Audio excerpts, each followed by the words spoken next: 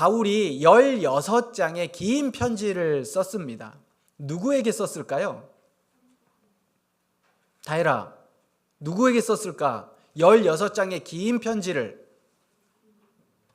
네? 누구에게 썼을까요? 여러분, 제가 이번 주 고린도전서를 묵상하면서 얼마나 아쉬우면서도 감사하면서 다윗과 헤어졌어요. 다윗과 헤어지고 이제 바울을 만났습니다. 제가 아쉬움도 있고 다윗에 대한 아쉬움도 좀 있고 또 바울을 다시 만난 또 기쁨도 있고 이런 마음이었습니다. 큐티 잘 하시고 계시죠? 네. 바울이 16장의 긴 편지를 썼어요. 누구에게 썼어요? 고린도 교회에게 썼습니다. 자, 그런데 이 교회는 하나의 교회가 아니에요. 고린도에 있는 교회라고 되어 있잖아요. 고린도에 있는 하나님의 교회 몇 개일까요? 고린도 교회라고 딱 하나의 건물이 아마 한 건평이 한 300평 정도 쭉 될 거고요. 5층짜리. 근데 엘리베이터가 없어요. 그래서 5층까지 올라가려면 걸어 올라가야 돼요. 근데 문제는 5층에 식당이 있어요. 이런 교회가 아니란 말이에요. 고린도 교회라고 하면 하나의 교회가 아니라 고린도라는 도시에 여러 개로 흩어져 있는 집에서 예배드렸던 가정교회를 얘기해요. 이제 우리가 교회에 대한 정의와 개념을 잘 알아야 됩니다. 성경에 나와 있는 교회는요, 건물로의 교회가 아니었어요. 건물로의 교회가 아니었단 말이에요. 특별히 초대교회는 그래요. 고린도의 여러 도시에, 고린도라는 도시에 여러 곳에서 각자 그 집에서 예배드렸던 가정교회를 고린도 교회다라고 이야기를 합니다. 자, 이 말씀에서 교회의 정의를 우리가 내릴 수 있어요. 성경이 말하는 교회가 뭐냐? 여러분, 우리가 생각하고 있는 교회는 무슨 교회예요? 하늘나그네 교회, 그죠? 하늘나그네 교회. 보여지는 교회일 수 있어요. 그런데 성경이 말하는 교회의 정의, 본질이 뭐냐를 찾으려면 오늘 말씀 보세요. 2절에 보면 고린도에 있는 하나님의 교회, 그 다음 단어가 뭐예요? 곧. 이 무슨 말이에요? 곧. 곧 무슨 말이에요? 앞에 있는 단어와 문장과 똑같다라는 거죠. 그러니까 하나님에 있는 교회, 하나님의 교회가 뭐냐면 그리스도 예수 안에서 거룩하여지고 성도라 부르심을 받은 자들이라는 거예요. 교회가 뭐다? 건물이다? 교회가 뭐다? 성도라고 부름받은 자들이다. 그러면 자, 교회는 누구예요? 네, 성도들. 그 성도가 누구예요? 나예요. 따라해 보겠습니다. 교회는 나다. 내가 교회다. 네. 자, 그런데 그 뒤에 보니까 또가 나와 있어. 또. 이게 무슨 말이에요? 하나 더 얘기하겠다는 거잖아요. 또 각 처에서 우리의 주, 곧 그들과 우리의 주 되신 예수 그리스도의 이름을 부르는 모든 자들, 이게 누구예요? 이게 교회예요. 왜? 또라고 나와 있잖아요. 하나님의 교회, 곧 성도들, 부름받은 자들, 또 각 처에서. 오늘 우리로 이야기하면 어디예요? 직장에서, 가정에서, 사회에서, 양재에서, 강남에서, 서초에서, 뭐 여러 캠퍼스에서, 그죠? 각 처에서 예수를 주라 고백하는 사람들, 예수가 그리스도라 라고 그 이름을 부르는 사람들, 신앙 고백하는 사람들을 가르쳐 뭐라고 이야기합니까? 교회라고 이야기합니다. 자, 오늘 이 문 밖에 나가면, 예배 다 마치고 문 밖에 나가면 교회를 나가는 거예요? 오늘 12시에 또 1시에 이 지하로 딱 내려오면서 우리 오늘 교회에 왔다라고 말하는 거예요? 아니요. 엄밀하게 이야기하면 예배당에 온 거예요. 교회 처소에 온 거지 교회에 온 건 아니란 말이에요. 왜? 교회는 나니까. 그래서 오늘 우리가 지금 뭐 하고 있냐면 모이는 교회예요. 지금 모이는 교회, 모여진 교회. 우리가 예배를 다 마치고 이 문을 열고 딱 나가는 순간 뭐가 됩니까? 흩어지는 교회가 되는 거예요. 흩어진 교회. 그리고 우리가 우리의 삶 속에서 무슨 교회? 전투하는 교회, 싸우는 교회, 때로는 고난받는 교회, 이기는 교회. 이게 요한계시록에서만 이야기하는 게 아니라 오늘 우리의 현장의 삶 속에서 내가 교회다라는 겁니다. 따라해 봅시다. 내가 교회다. 내가 교회예요. 그렇기 때문에 이 개념이 우리가 약하니까 한국 교회가 사실 우리 모든 그리스도인이 힘이 없는 거예요. 왜? 주일날만 거룩해. 주일날만 강해. 그리고 언제부터? 월요일부터 토요일까지 자기 마음대로 살아. 이 우리 마음에 이 정체성이 없으니까 우리 안에 신앙의 수준이 여러 가지로 다양합니다. 각자 내가 이 고백, 이 말씀이 나에게 분명하다. 그럼 여러분 각자 교회로서, 성전으로서 여러분의 삶이 월요일부터 토요일까지, 아니 주일까지 여러분이 거하는 곳에 교회를 세워갈 수 있기를 바랍니다. 자, 그런데 이 이야기가 우리 교회의 이제 여러 신앙의 수준이 다르잖아요. 자, 그러면 아직 만약에 신앙이 좀 내가 교회로서 그렇게까지는 못 살겠다라고 생각해 보는 분들에게는 이 말씀이 뭐라고 이야기하고 있냐면 2절에 보면 거룩하여지고가 있어요. 여기다 밑줄을 한번 그어보세요. 거룩하여지고. 우리 다이리도 밑줄을 한번 그어보세요. 거룩하여지고. 자, 거룩하여지고가 무슨 말일까요? 거룩하다라는 말이 무슨 말이에요? 네? 거룩하다라는 말이 무슨 말이에요? 구별되다라는 말이에요. 구별되다. 뭐하고 구별되는 거예요? 세상과 좀 구별되는 거예요. 자, 제가 여러분들에게 말씀을 드릴 텐데 우리 마음에 약간 좀 생활하다 보면 찜찜한 게 있잖아요. 찜찜한 게. 안 하면 뭔가 찜찜하다 그러면 어떻게 하면 돼요? 하면 돼요.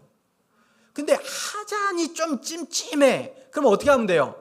안 하면 돼요. 예. 내가 교회잖아요. 내가 내 삶 속에서 교회라면 뭔가 이거 안 하자니 찜찜해. 예를 들면 내 다음 주부터 12시 예배면 12시에 맞춰 가야 돼. 가끔 이번 주는 좀 오늘 비가 와가지고 좀 빠지고 싶은데 그런데 그런 생각이 딱 들 때 있잖아요. 그죠? 근데 뭔가 내 마음의 생각이 어때요? 찜찜해. 그럼 나오시는 거예요. 내가 오늘 교회 가기가 좀 그렇다. 안 가고 싶다. 너무 멀어. 또 너무 일찍 일어났어. 일찍 일어나면 오면 좋은데 일찍 일어나면 꼭 뭐가 생겨요? 한 11시쯤 되면 졸리고 잠 온단 말이죠. 그러면 이제 안 가고 싶어. 근데 마음이 어때? 찜찜해. 그러면 교회 나오셔야 돼요. 제가 얼마 전에 차를 딱 탔는데 이제 운전석 딱 탔는데 OS 껍질이 바로 운전석 밑에 있는 거예요. OS 껍질 문을 딱 열었는데 OS 껍질이 딱 있는 거예요. 당연히 여러분들 같으면 이렇게 딱 주셨겠지만 제가 이렇게 다리로 싹 왼쪽 다리로 해가지고 싹 밑으로 딱 내렸죠. 한 번도 없으시죠, 여러분들은? 다리로 이렇게 쫙 내렸어요. OS 껍질이 바닥에 딱 떨어졌잖아요. 그럼 이제 딱 차를 탔어요. 시동을 딱 걸었죠. 찜찜해. 내가 그냥 주워. 근데 또 줍자니 또 문을 다시 열어야 되고 또 내려서 줍고 어디 누가 줍겠지라고 생각을 했는데 마음이 어때요? 찜찜해요. 어떻게 했을까요? 제가 문을 열고 다시 주웠어요. 그러니까 그런 마음이 우리에게 있다고요. 월요일부터 딱 살아가다 보면 우리 큐티 넘어갈까? 근데 찜찜해. 그럼 어떻게 해야 돼요? 큐티 해야 돼요. 해야 돼요. 네.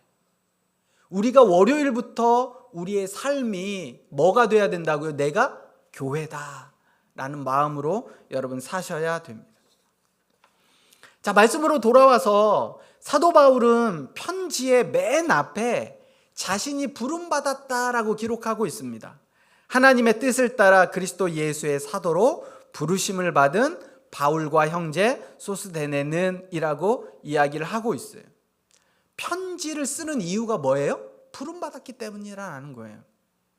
그러면 왜, 무엇 때문에 부름받았을까? 바울이 자기가 부름받았다고 편지에 딱 써요. 이 얘기는 뭐냐면 내가 이 편지 쓴 이유가 부름받았다라는 거야. 부름받았기 때문에 쓴다라는 거죠. 그러면 왜 부름받았을까? 무엇을 위해 부름받았을까를 얘기할 때 여러분 골로새서 1장 24절부터 25절 신약성경 325페이지입니다. 325페이지예요. 골로새서 1장 24절부터 25절입니다. 자, 밑줄을 다 그어 놓으셔야 돼요. 자, 25절이 딱 핵심입니다. 자, 그런데 24절, 25절 같이 한번 읽어볼게요. 325페이지 골로새서 1장 24절에서 25절 같이 읽습니다. 시작. 나는 이제 너희를 위하여 받는 괴로움을 기뻐하고 그리스도의 남은 고난을 그의 몸된 교회를 위하여 내 육체에 채우노라. 내가 교회의 일꾼 된 것은 하나님이 너희를 위하여 내게 주신 직분을 따라 하나님의 말씀을 이루려 함이니라. 아멘. 여러분, 사도 바울이 교회의 일꾼이 됐어요. 교회의 일꾼 되었다라는 게 부르심이에요. 불러주신 거예요. 뭘로 불러주신 거예요? 교회의 일꾼 되라고 불러주신 거란 말이죠. 근데 교회의 일꾼으로 부르신 이유가 뭐라고 이야기하고 있어요? 저를 보면 어떻게 해요? 다 말씀을 보셔야지. 부르신 이유, 교회의 일꾼으로 부르신 이유가 뭐예요? 하나님의 말씀을 이루려 함이다라는 거예요. 그러니까 하나님의 말씀을 이루기 위해, 그게 오늘 말씀으로 돌아와 보세요. 고린도전서 1장 17절에 보면 뭐라고 나와 있냐면 그리스도께서 나를 보내심은 세례를 베풀게 하려 하심이 아니요 오직 복음을 전하게 하려 하심이다라는 거예요. 너희에게 하나님의 말씀이 있기를, 말씀을 이루기를, 복음이 있기를, 복음을 전하기를 위해 부르셨다라는 거예요. 사도 바울을 하나님이 부르신 이유, 교회의 일꾼으로 부르신 이유는 말씀을 이루려 함이다. 그 말이 곧 복음을 전하게 하려 함이다라는 말이에요. 그래서 하나님의 교회에 반드시 있어야 할 첫 번째가 복음이에요. 복음. 하나님의 교회 안에 결국 사도 바울을 부르신 이유가 교회를 세우기 위함이고, 사도 바울을 부르신 이유가 교회의 일꾼 되기 위함이고, 사도 바울을 부르신 이유가 말씀을 이루기 위함이고, 사도 바울을 부르신 이유가 복음을 증거하기 위함이라면 교회된 바울이 가져야 할 가장 중요한 건 복음을 증거하는 거라고요. 그 교회인 우리가 오늘 가져야 할 첫 번째가 뭐예요? 복음이에요. 복음. 복음은 뭘까요? 가스펠, 굿뉴스. 복음은 뭐예요? 좋은 소식이에요. 복음을 간단하게 이야기하면 기쁜 거예요. 기쁜 거. 즐거운 거예요. 그러면 생각해 보세요. 내 안에 즐거움이 있는가를 생각해 봐야 돼요. 내 안에 기쁨이 있는가? 여러분, 교회는 기뻐야 돼요. 교회는 즐거워야 돼요. 재밌어야 돼요. 오늘 예배당에 탁 나오시려고 할 때 기쁘셨어요? 아, 교회 간다. 대박. 기쁘다. 교회를 딱 보는 순간 와, 기쁘다라는 마음이 있는지. 여러분, 우리 한 주간의 삶이 기뻐야 돼요. 왜? 내가 교회니까. 그 교회에 뭐가 있어요? 기쁨과 즐거움이 있으니까. 왜? 이게 복음이니까. 저희 집에 일주일에 한 번씩 오는 2번이 있습니다. 근데 얘가 집에 오는 게 그렇게 즐거워요. 어떤 줄 알아요? 집에 오면 먹고 싶은 게 너무 많아요. 이것도 해놔라, 저것도 해놔라. 네. 집에 오는 게 너무 즐거운 거예요. 집에. 그래서 한 번은 예를 들면 금요일 날, 토요일 날 일정이 많아가지고 집에서 밥 못할 때 있잖아요. 외식하자. 얼마나 좋아. 근데 외식이 싫대요. 내가 일주일 동안 밖에서 밥 먹었는데 집에 와서는 집밥을 먹어야지. 집밥을 먹어요. 이렇게 즐거운 거예요. 제가 이 친구를 보면서 집에 오는 게 즐거워요. 왜요? 집밥이 있어서. 근데 만약에 이럴 때가 있어요. 전화를 딱 해. 근데 없어. 집에. 어디야? 밖이에요. 언제 와? 언제 와? 집에 엄마 아빠가 있으니까 기쁘고 즐거운 거예요. 그냥 집이 아니라 집에 딱 갔는데 나 혼자만 있어. 사랑하는 사람이 있어야 즐겁다고. 여러분, 교회가 왜 즐거운 거냐? 왜 기쁜 거냐? 주님이 계시니까 기쁜 거예요. 내 삶이 한 주간의 삶 속에서 왜 기쁘냐? 월요일 날 되면 너무 싫은데 직장 가고 싶지 않아서. 근데 내 안에 누가 있어요? 주님이 계시면 기쁜 거라니까요. 월요일 날 의지를 들이세요. 기쁘다. 그 기뻐야 돼요. 왜? 주님이 계시니까. 내가 교회니까. 교회는 어제 갔다 왔어가 아니라고요. 우리 마인드셋을 바꿔야 돼요. 교회는 월요일 딱 되는 순간 교회는 어제 갔다 왔어 이게 아니라 아침에 딱 일어나는 순간 뭐 해야 돼요? 여러분, 이제 이번 주부터 이제 주일날 목요일날 금요일날 목장 모임 하잖아요. 다 같이 물어보는 거예요. 이제 그거 했는지. 아침에 딱 일어나는 순간 내가 뭐라고 딱 생각을 해야 돼요. 아침에 딱 일어나는 순간 내가 교회다. 아셨죠? 아침에 딱 일어나는 순간 내가 교회다. 라는 말 일주일에 몇 번 했는지. 이 마인드셋을 우리가 바꾸지 않으면 교회는 일주일에 한 번 가는 곳, 주님은 여기에만 계시는 곳, 내 삶에서 월요일부터 토요일까지는 내 마음대로 살아가는 것, 전혀 주님 없이 인식하지 못하고 살아가는 것, 이 마음이라고요. 이번 주부터 다음 주부터 교회에서 식사를 하잖아요. 여러분 기쁘세요? 저는 기뻐요. 교회에서 밥을 먹는다. 와, 밥을 먹는다. 근데 마음으로 한켠에 어려움도 있습니다. 이게 식당 봉사하는 게 이게 여간 쉬운 일이 아니에요. 이 기쁨일까 이게? 만약에 식당 봉사하시는 분, 식사하시는 분들이 기쁨이 아니라 이게 부담스럽다, 짐이다 이러면 저 안 할래요. 이게 짐이 돼가지고 교회 오는 게, 왜냐하면 제가 많이 봤어요. 신앙생활 하면서 많이 봤다고요. 식당 봉사. 밥 좀 안 했으면 좋겠다. 진짜로.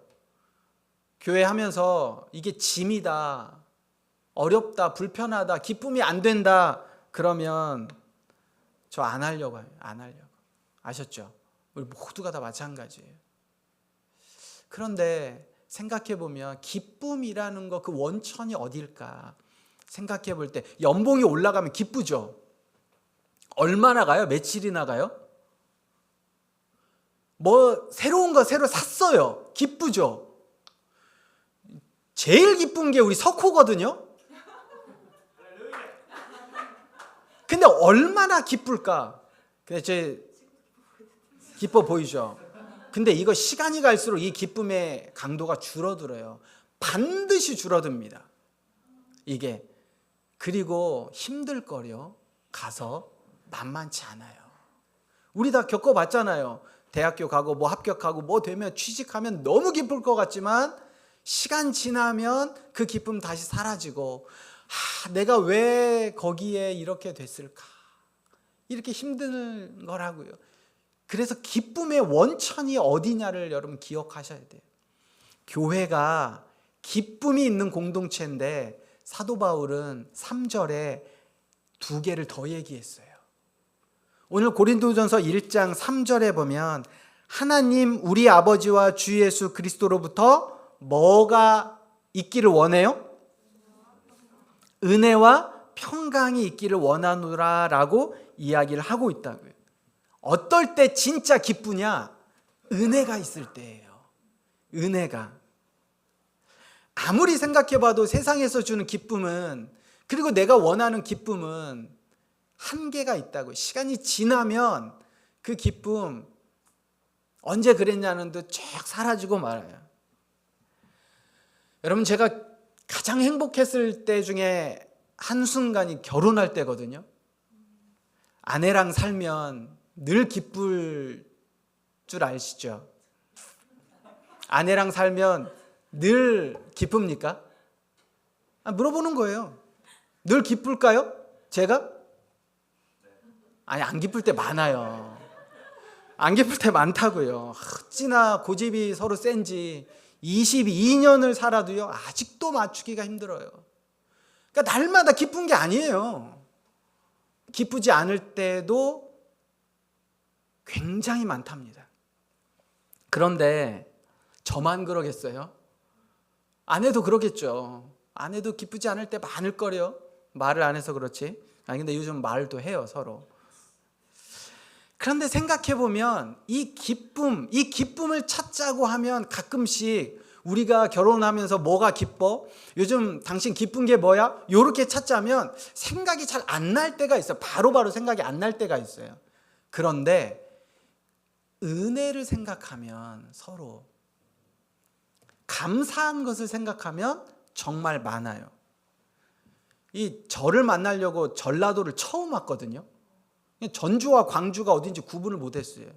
그러니까 처음 전라도에 와가지고 결혼해서 살아가는 환경이 얼마나 힘들었을까.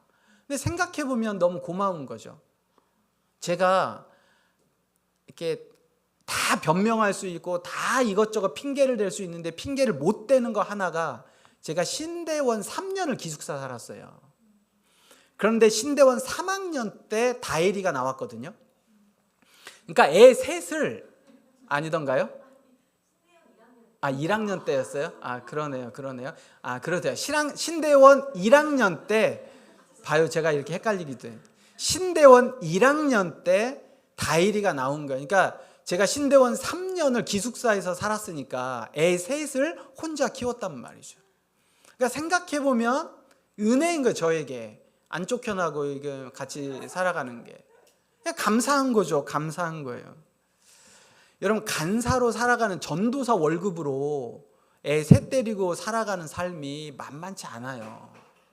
쉽지 않다고요. 근데 제가 서울로 올라왔습니다. 그나마 전주에서 살 때는 어떻게 뭐 이것저것 해가 살았는데 서울에 오니까 이 물가도 그렇고 만만치가 않은 거죠. 근데 제가 예전에 다니던 교회에서 성미를 줬어요. 성미가 뭐냐면, 여러분 이제 저 뒤에 보면 쌀독이 하나가 있어요. 쌀독에다 권사님들이 매주마다 헌금하던 식으로 성미를 조금씩 부어주세요. 그러면 그게 한 달이 딱 되면 대략 한 15kg 정도가 나와요. 그럼 담임 목사님 이렇게 해가지고 나누어 가지고 한 달에 한 번씩 그 20kg짜리 그 쌀포대에다가 해가지고 한 15kg 정도를 딱 주세요. 그러면 그것 가지고 저희가 이제 쌀을 사지 않고 했거든요. 그런데 문제가, 그게 여름에 쌀벌레가 나오는 거예요. 쌀벌레가. 여러분, 쌀벌레 보셨어요? 쌀을 딱 풀려고 하면 쌀벌레가 이렇게 움직여요. 쌀벌레. 그러면 지금 생각하면 그걸 버렸어야 되는데 그거를 잡아가면서 저희가 그걸로 쌀을 먹고 살았어요. 근데 이게 너무 많으면 이거 다 버리기가 어렵잖아요. 근데 이제 잡긴 해야겠어요. 그래서 그때 이제 엘리베이터도 없는 5층 그 조립식으로 되어져 있는 그 빌라의 옥상에 가서 그 비닐을 샀어요. 넓은 비닐에다가 쌀을 쫙 펼쳐놓고, 이 딸들은 못 잡아. 벌레라 딸들은 못 잡아. 3번을 데리고 올라갔죠. 그리고 이제 그 쫙 펼쳐진 곳에 꼬물꼬물한 거 잘 찾아. 이렇게 해가지고 거기서 그 꼬물꼬물한 거 다 찾고 그래서 그걸로 먹으면서 서울에서 첫 저의 아이들과 같이 살았거든요. 그러니까 이럴 때 그 버리자, 나 못 먹겠다라고 하지 않고, 그래도 그렇게 해서 살아온 여러분, 쌀벌레 있는 쌀을 함께 먹었던 이 동지애의 은혜, 이게 기쁨이에요. 기쁨. 쉽지 않죠. 쉽지 않았어요. 근데 생각해보면 뭐가 기쁘냐라고 제가 물어보면 잘 생각이 안 날 수 있단 말이죠. 뭐가 기쁘지, 아내랑 같이 살면서 이번 일주일 동안 뭐가 기뻤을까. 그런데 이렇게 바꾸어서 물어보면 아내랑 살 때 뭐가 감사했어, 뭐가 은혜였어 라고 하면 생각할 게 정말 많아요. 살아온 삶이 은혜였다고요. 함께. 여러분, 은혜의 원천은 십자가예요. 우리가 기뻐할 수 있는 이유, 내가 교회로 기쁘게 하루하루를 살아갈 수 있는 이유의 원천이 은혜인데, 그 은혜의 원천은 십자가라고요. 복음, 이게 우리에게 기쁨이에요. 그런데 우리가 십자가를 생각할 때 한 가지 걸리는 게 있어요. 뭐냐? 여러분, 예수님이 십자가를 왜 지셨어요? 예수님이 십자가를 왜 지셨어요? 제가 듣고 있는 거예요. 여러분의 그 입에 뭐라고 말씀하시는지 제가 쫑긋하고 듣는 거예요. 다시 물어볼게요. 여러분, 예수님이 십자가를 왜 지셨어요? 그렇죠. 우리의 죄, 나의 죄, 내 죄, 이렇게 살짝. 근데 여러분, 예수님을 죽일 정도로 무슨 죄를 지셨어요? 만약에 온 인류의 죄, 60억에 되는 그 죄를 조금씩 다 모아보면 그래도 엄청나게 클 거 아니에요? 그 죄 때문에 예수님이 돌아가셨다고 하면 오케이, 그럴 수 있겠다. 이 인류에 이 나쁜 놈들이 너무 많아. 죽일 놈들도 너무 많아. 근데 어쨌든 그 모든 인류의 죄를 다 모으면 예수님 돌아가실 수 있지. 근데 우리의 죄, 그 우리가 누구예요? 우리 가족? 이것도 잘 이해가 안 되는데 내 죄 때문에 예수님이 돌아가셨다. 이러면 이거 와 닿아요? 저 궁금해요. 와 닿냐고요. 내 죄 때문에 예수님이 돌아가셨다. 이거 쉽지 않습니다. 제가 캠퍼스에서 청년사역 하면서 다 물어보면요. 처음에 1학년 때 들어올 때 이거 잘 못 믿고 어려운 친구들 많아요. 그런데 여러분, 우리 이제 매달 마지막 주에 생일 파티 하잖아요. 생일 잔치 하잖아요.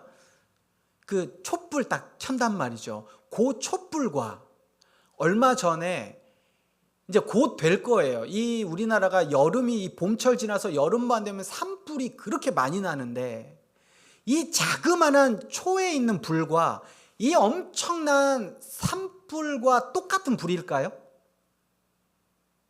생각해 보세요. 똑같은 불이에요? 제가 이렇게 지금 이제 설교 때 물어보니까 여러분들이 심각해졌는데 그 촛불의 불과 산불의 불이 똑같은 불이냐고요. 이거 어렵게 생각하지 말고 다른 불이에요? 뭔가 화학적인 반응이 다릅니까? 이 불이? 똑같은 불이에요. 똑같은 불. 근데 문제는 뭐냐면 케이크 위에 촛불은 그대로 계속 둬도 주변에 더 확산될 게 없어요. 그러니까 그 초가 다 끝나면 꺼져요. 더 이상 불이 붙어가지고 확산될 게 없다고요. 그런데 바짝 마른 산에 수많은 낙엽들, 그리고 산에 있는 낙엽과 나무들, 그러니까 불이 붙어가지고 확산될 게 굉장히 많이 있으면 그 위험한 거예요. 위험한 거. 여러분, 불씨가 날아다니는 거 아세요? 불이 날아다녀요. 불씨가 내 안에 탈 게 많으면, 휘발유가 가득 차 있는 주유소에 라이터를 딱 들고 있는 순간 그건 공포스러운 거예요. 아무것 없이 집에서 라이터를 탁 켜는 건 사람들 딱 볼 때 왜? 뭐해? 이러는 건데, 만약에 주유소에 여러분 한가운데 딱 가서 사람들 많이 있는데 라이터를 탁 켜보세요. 이거는 모두가 다 공포스러워. 왜? 주변이 다 휘발유니까. 내 안에 불 붙을 게 우리 안에 너무 많은 거예요. 수많은 죄들, 미움, 다툼, 시기. 여러분, 내가 지금은 아닌 것 같죠? 내 안에 불이 살짝 붙어지면 엄청나게 탈 게 많은 게 우리의 삶이에요. 여러분, 안 그러세요? 저는 그래요. 만약에 그 하나가 잘못되면요, 제 인생 모두가, 여러분, 우리가 자그마한 것 하나 실수함으로 인해서 인생 전체가 다 무너져 버리는 경험을 뉴스에서 자주 봐요. 내 안에 그 죄의 본성, 이 죄의 본성이라고 하거든요. 우리 안에 온통 탈 거밖에 없어요. 그런데 탈 게 그렇게 많으면 자그마한 이 불씨 하나로도 산 전체를 태울 수 있다는 거예요. 근데 예수의 십자가가 그 산불을 막아주는 거죠. 그 번지는 그걸 막아주는 거예요. 이게 은혜다라는 겁니다. 교회 한 주간 여러분, 교회 되신 여러분 스스로가 이제 내일부터예요. 내가 교회인데 내 안에 어떤 기쁨이 있을까? 이 기쁨은 뭘까? 근데 그 기쁨과 함께 하나님이 나에게 주신 은혜는 뭘까? 내가 오늘 또 건강하게 일어났구나. 회사 오늘 또 잘 마무리하고 집에 들어왔구나. 오늘 하루도 한 끼 한 끼 먹을 수 있구나. 이게 은혜라고요. 또 은혜와 함께 한 가지를 더 사도 바울이 우리에게 이야기를 해줍니다. 그게 뭐예요? 그게 평강이에요. 은혜와 함께 가져야 할 게 이 평강이라고요. 이 성경의 평강은 에이레네인데 이건 문제가 없는 상태가 아니에요. 평강, 평안, 샬롬, 평화, 이건 전제되어져 있는 게 하나가 있는데 그게 뭐냐면 이 평강이라는 거, 평안이라는 거, 샬롬이라는 게 하나님과 화목하게 되었다라는 말이에요. 자, 생각해 봅시다. 하나님하고 화목하게 되었다라는 말 앞에는 무슨 전제가 있을까요? 그 전에는 하나님과 어떻게 되었다라는 거예요? 화목하지 않았다라는 거예요. 그런데 내가 너희에게 평안을 주노라, 평강이 있을지어다, 화평케 되었다라고 이야기하는 건 이제 화목하게 되지 않았다가 화목해 되었다라고 이야기한다고요. 화목해 되지 않았다라는 말을 로마서에는 뭐라고 이야기하냐면 우리가 하나님과 원수되었다, 우리가 하나님의 죄인이었다라고 이야기를 하는 거예요. 원래는 우리가 하나님과 연약하여졌을 때, 우리가 하나님 앞에 죄인이었을 때, 우리가 하나님 앞에 죄인을 넘어 원수되었을 때 그게 우리의 죄의 본성이라고요. 우리의 원래 모습이에요. 원래 모습. 연약했고 죄인이었고 원수되었어요. 제가 지난주에 저희 동료 자녀가 일병이란 말이죠. 근데 이 친구가 사단장님을 만났대요. 그 사단장님하고 악수를 하는데 손을 엄청 떠는 거예요. 일병인데 투스타를 딱, 군대 갔다 오신 분들은 알잖아요. 일병인데 갑자기 내 눈앞에 투스타가 딱 나타나가지고 악수를 딱 하자고 하는데 너무 긴장해가지고 손을 벌벌벌 떠는 거죠. 이렇게 악수를 하니까 사단장이 자네 왜 이렇게 손을 떠나? 자기가 멍해가지고 수전증이 있습니다. 이렇게 얘기를 했다는 거예요. 수전증이 있습니다. 그게 나중에 엄마가 물어봤대요. 너 왜 수전증이 있다고 그랬어? 생각이 아무것도 안 나가지고 멍해가지고 너무 긴장돼서 떨리는데 왜 손을 떠냐라고 물어보니까 생각나는 말이 하나밖에 없었던 거예요. 수전증이 있습니다. 이렇게 투스타 앞에만 가도요, 긴장이 돼가지고 우리가 하나님 앞에서 하나님 앞에 우리가 얼마나 연약한지 지금은 다 괜찮으신 것 같죠. 하나님 앞에 설 때 우리가 얼마나 연약한 자인지를 몰라요. 여러분, 우리가 죄인이었어요. 죄인. 여러분, 죄인으로 살면 뭔가 의로운 거 앞에 부끄러워요. 별로 가고 싶지 않아. 여러분, 어두움에 있으면요 밝은 데 가고 싶지 않아. 이 예가 적절하지는 않지만 제가 지난주에 이제 한 신우회 모임에 식사 자리가 있었는데, 여러분들은 제 옆에 앉는 거 별로 어렵지 않으시죠? 근데요, 밖에 나가면 목사님 그 테이블 잘 안 앉으려고 해요. 사장님 옆에 이렇게 딱 앉아 계시면 이렇게 앉고 싶으세요? 밥이라도 좀 편하게 먹자 이래서 다 끝자리에 앉잖아요. 순서대로 끝자리에 앉는단 말이죠. 그러니까 딱 앉았는데 아무도 제 옆 테이블에 안 오잖아요. 그죠? 이런 게 뭐 있어요. 그러니까 우리가 하나님 앞에 의외로 가고 싶지 않을 때가 있어요. 근데 하나님하고 너무 친하고 좋으면 가죠. 근데 하나님 옆에 안 가고 싶을 때가 있어요. 왜? 내가 죄인이니까. 뭔가 내 마음에 그 연약함을 넘어 죄인이니까. 그런데 원수일 때가 있어요. 아내와 만나서 2년을 사귀다가 굉장히 서로 상처 주며 안 좋게 잠깐 헤어졌죠. 그냥 헤어진 게 아니라 상처 주며 서로 헤어졌어요. 그런데 헤어진 지 6개월 만에 간사수련회 같이 간 거예요. 수련회를 같이 가야 되니까. 근데 또 같은 조가 됐네. 같은 조가 됐는데 그 조에서 해야 될 게 뭐예요? 공동체 훈련, 팀워크예요. 2년 사귀다가 진짜 서로 상처 주면서 헤어졌는데 6개월 만에 다시 만났는데 그 만남이 어땠을까요? 그죠? 그냥 별로예요? 근데 뭐 해야 되냐면 2시간 동안 공동체 게임 해야 되는 거예요. 그 기분, 아주 그냥 지수가 아주 리얼하게. 근데 그러다가 어떻게 돼요? 다시 어떻게 잘 하다가 만나서 또 서로 회개하고 또 보듬어 주고 그리고 결혼해서 살아요. 그때 내가 정말 보고 싶지 않은 그 사람, 너무 나에게 상처 줘서 다시는 만나고 싶지 않은 그 사람. 여러분, 사람과의 관계도 이런데 하나님과 우리가 원수 되었다고 하면 다시는 보고 싶지 않죠. 다시는 보고 싶지 않아요. 그 죄인이, 그 원수된 그 사람이 예수 그리스도를 통해 다시 화목하게 되었다. 누구와? 하나님과 다시 만나게 되었다.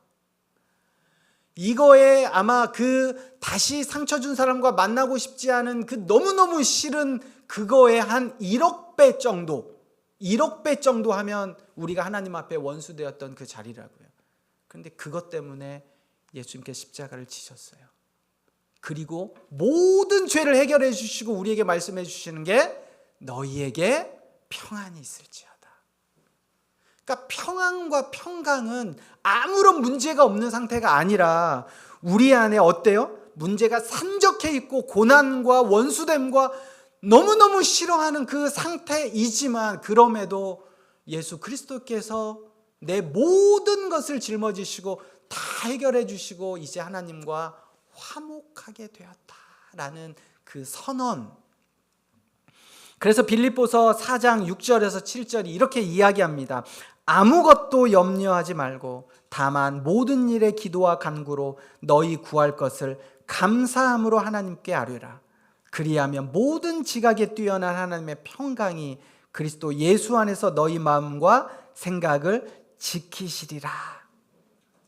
아무런 문제가 없는 상태가 평안이 아니라고요. 문제가 있지만, 고통스럽지만, 고난이 주어졌지만 왜 이거를 나에게 주셔서 나를 힘들게 하시나 라는 그 상황은 여전히 해결되지 않았지만 그럼에도 불구하고 오늘 아무것도 염려하지 말고 다만 모든 일에 기도와 간구로 너희 구할 것을 감사함으로 아뢰라. 여러분, 이때 사도 바울이 어디에 있었는지 아세요?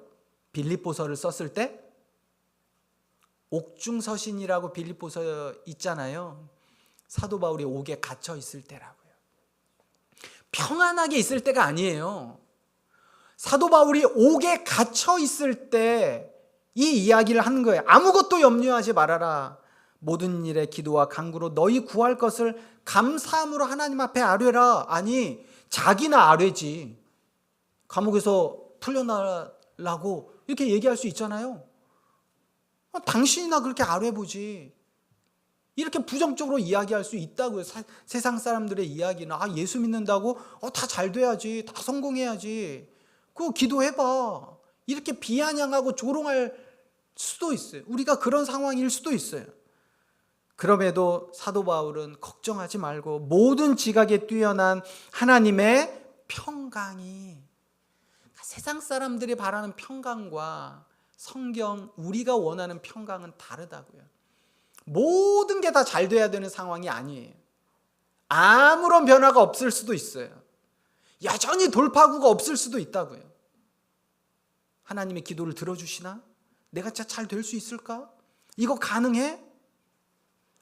아무것도 보이지 않고 무언가 해결책이 되어지지 않은 상황일지라도 모든 지각에 뛰어난 하나님의 평강이 그리스도 예수 안에서 너희 마음과 생각을 지키시리라.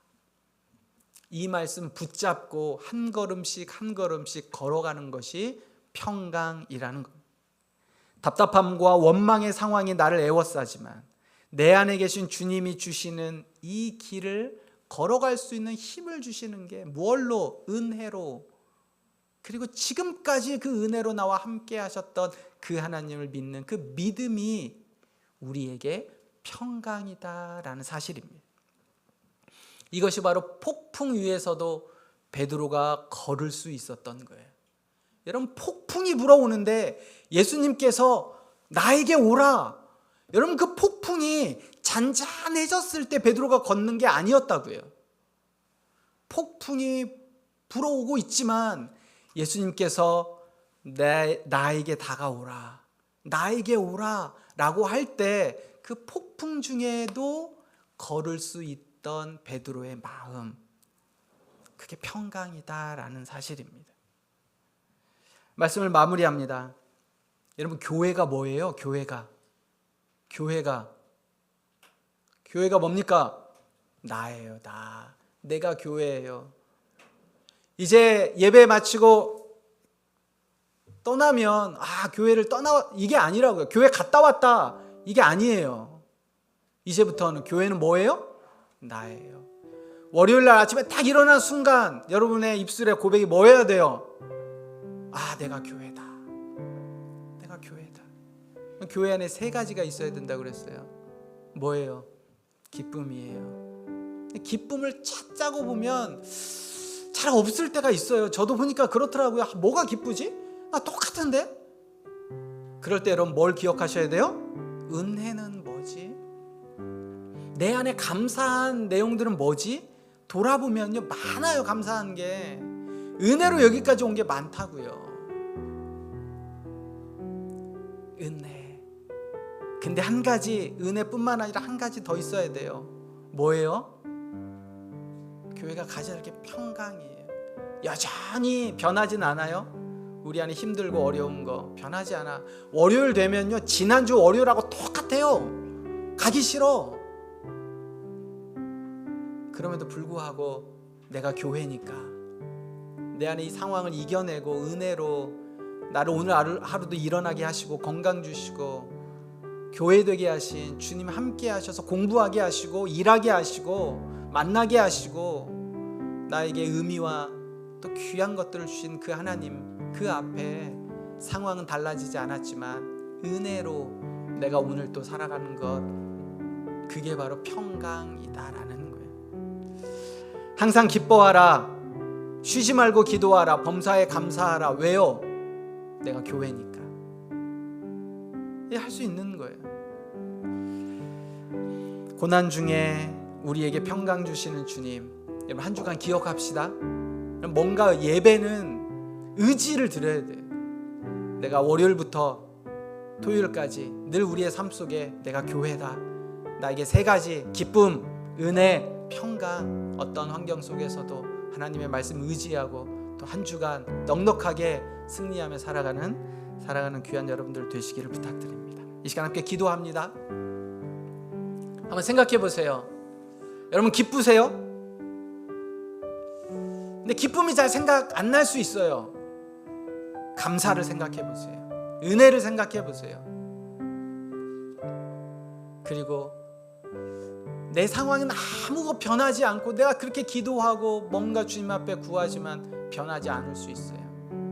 그런데 하나님 말씀하세요. 아무것도 염려하지 말고 다만 모든 일에 기도와 간구로 너희 구할 것을 감사함으로 하나님께 아뢰라. 그리하면 모든 지각에 뛰어난 하나님의 평강이 그리스도 예수 안에서 너희 마음과 생각을 지키시리라. 아멘. 이 말씀 붙잡고 한 주간 또 주님 앞에 결단하며 기도하도록 하겠습니다. 사랑의 하나님 감사합니다.